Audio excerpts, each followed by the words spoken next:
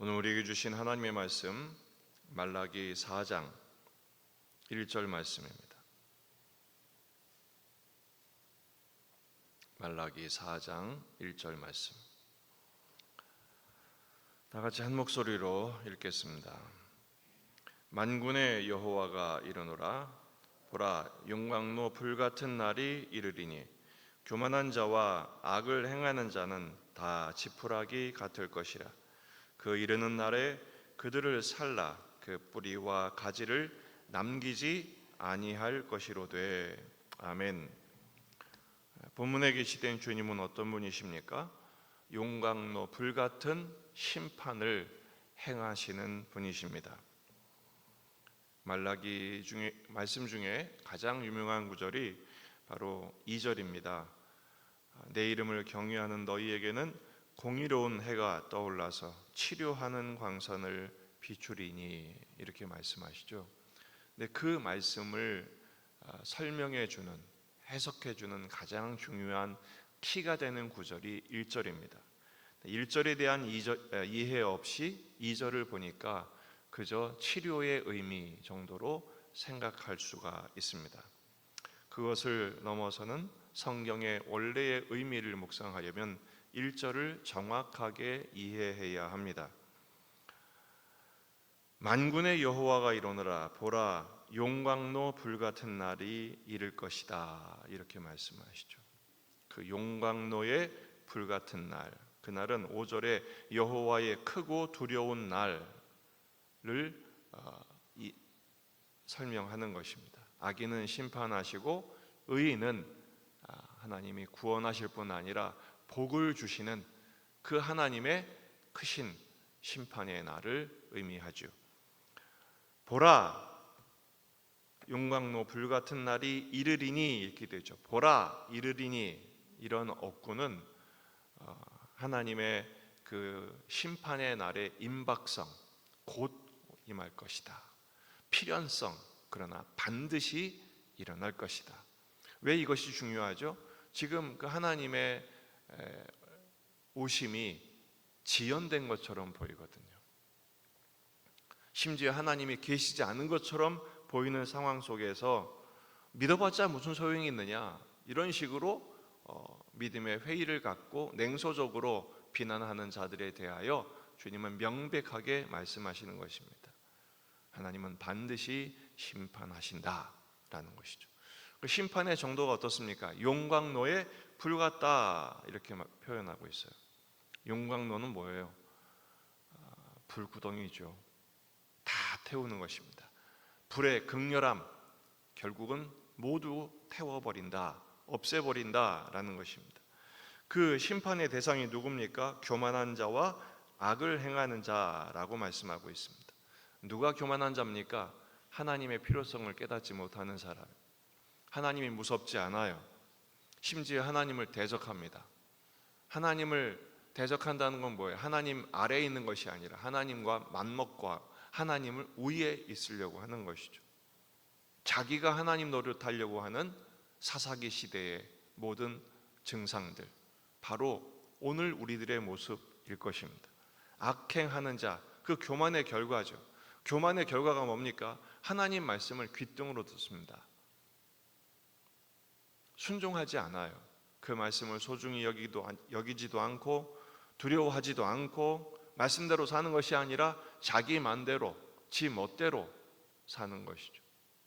신앙이 아니라 신념이 자기의 전부인 것처럼, 개똥 철학을 자기의 전부인 것처럼 여기는 신앙, 이 모든 것들은 교만한 자, 악을 행하는 자들이 되는 것입니다. 그 결과가 뭡니까? 다 지푸라기 같을 것이다. 지푸라기는 뭐죠? 아무것도 아닙니다. 쉽게 타고 맙니다. 타는 것 중에 나무보다 풀보다 훨씬 빨리 타버리는 게 지푸라기. 하나님 앞에 아무런 가치가 없습니다. 악인은 오직 바람에 나는 겨와 같도다 라고 말씀하셨어요. 그 이르는 날에 그들을 살라 그 뿌리와 가지를 남기지 아니할 것이로다. 그 이르는 날, 그 이르는 날이 뭐죠? 바로 주님이 심판하시는 그날, 여호와의 크고 두려운 날, 그날 뿌리와 가지도 남기지 않는다. 이거 뭐 전체를 불태워 버리겠다. 용광로의 불같은 날 모든 것은 하나님의 심판 앞에 설 것이다 라는 것입니다. 자, 그렇다면 그 여호와의 크고 두려운 날이 어떤 날일까요? 바로 예수 그리스도의 오심입니다. 주님이 오시는 그 날이 심판이에요. 예수님의 처음 오심, 초림이 심판의 시작이에요. 그 심판의 완성은 언제입니까? 예수님의 재림입니다. 세례 요한은 예수님의 오심에 대하여 이렇게 예고한 바가 있습니다. 마태복음 3장 11절, 그는 성령과 불로 너희에게 세례를 베푸실 것이요. 성령과 무엇으로요? 불로. 손에 키를 들고 자기의 타작 마당을 정하게 하사 알곡은 모아 곳간에 들이고 쭉정이는 꺼지지 않는 불에 태우시리라. 이 꺼지지 않는 불이 용광로의 불입니다. 성령의 불 세례가 왜 이렇게 중요합니까? 죄는 심판하고 거룩한 존재로 변화시키시는 역사이기 때문에 그렇습니다. 예수님도 마태복음 13장 30절에서 이렇게 비유하셨어요. 둘 다 추수 때까지 함께 자라게 두라. 추수 때 내가 추수꾼들에게 말하기를 가라지는 먼저 거두어 불사르게 단으로 묶고 곡식은 모아 내 곡간에 넣으라. 알곡과 가라지를 나누죠. 그런데 40절에 보면 가라지를 거두어 불에 사르는 것 같이 세상 끝에도 그러하리라. 결국 이 불은 풀무불이요, 거기서 이를 울며 이를 갈게 되는 날이 있게 될 것이다. 누구에게요? 교만한 자, 악을 행하는 자. 교만하고 악을 행하는 자의 결정은 뭡니까? 예수님을 거부하는 거예요. 심지어 예수님을 십자가에 못 박아 버리는 거예요. 당시의 모든 종교 지도자들, 예수님을 조롱하며 예수님을 십자가에 못 박으라고 외쳤던 군중들, 그들이야말로 하나님의 심판의 대상인 것입니다. 결국 주님이 다시 오실 때 어떤 심판이 있습니까? 계시록 21장 8절, 그러나 두려워하는 자들과 믿지 아니하는 자들과 흉악한 자들과 살인자들과 음행하는 자들과 점술가들과 우상 숭배자들과 거짓말하는 모든 자들, 이들이야말로 교만한 자요 악을 행하는 자들이지 않겠습니까? 불과 유황으로 타는 못에 던져지리니 하나님의 불로 태워 심판하시겠다는 것입니다. 오늘 말씀의 교훈은 무엇입니까? 불같은 심판의 날은 반드시 있다라는 것입니다. 사람들은 한번 죽으면 끝이지 뭐, 그리고 극단적인 선택을 하는 경우가 많습니다만 그렇지 않습니다. 한 번 죽는 것은 정해진 것이지만 그 후에는 뭐가 있어요? 심판이 있어요. 모든 것에 책임을 져야 돼요. 그 심판은 예수님의 오심으로 시작되었고 다시 오심으로 완성됩니다. 불로 심판할 날이 올 것입니다. 따라서 우리 믿음을 가진 우리들은 그 심판을 두려워하는 것이 아니라 심판을 기대하셔야 돼요. 왜요? 이 심판은 예수님이 하시는 거거든요. 우리는 예수님을 믿는 하나님의 자녀가 된 것을 믿으시기 바랍니다.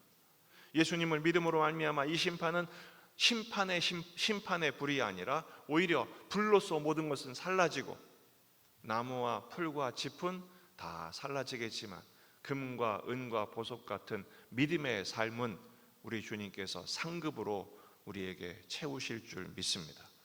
그래서 신앙생활의 절정은 계시록을 사랑하는 거예요. 어떤 사람들은 계시록이 무섭다, 공포스럽다, 그게 아니에요. 모든 것은 심판하시되 오히려 당신의 자녀들은 구원하시는 하나님의 보장과 책임과 보호와 약속의 복음인 것입니다. 따라서 세상의 강성함 때문에 낙심하지도 말고 또 부러워하지도 말아야 합니다. 우리는 불타 없어질 세상에 미련을 두는 사람이 아니기 때문에 그렇습니다. 우리는 하늘을 향하여 소망을 두고 오늘의 삶을 성실하게 믿음으로 감당하는 십자가의 순례자들인 까닭인 것이죠. 두 번째는 오늘의 심판을 기쁨으로 수행해야 합니다. 날마다 우리의 죄와 우리의 허물을 십자가 앞에 가지고 나아가 매일 십자가를 경험하는 사람이 마지막 심판대 앞에서 그 불심판이 아니라 구원의 완성으로 이어지는 것이죠.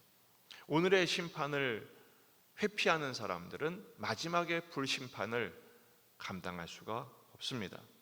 우리는 십자가 보혈 앞에서 여전히 죄의 쓴뿌리로 가득한 우리의 허물을 자복하고 회개하며 성령의 불태움을 받아 성령의 인도하심을 따라 날마다 죄에 대하여는 죽고 의에 대하여 거듭나는 예수님의 제자로 살아가야 한다라는 것입니다. 그렇습니다.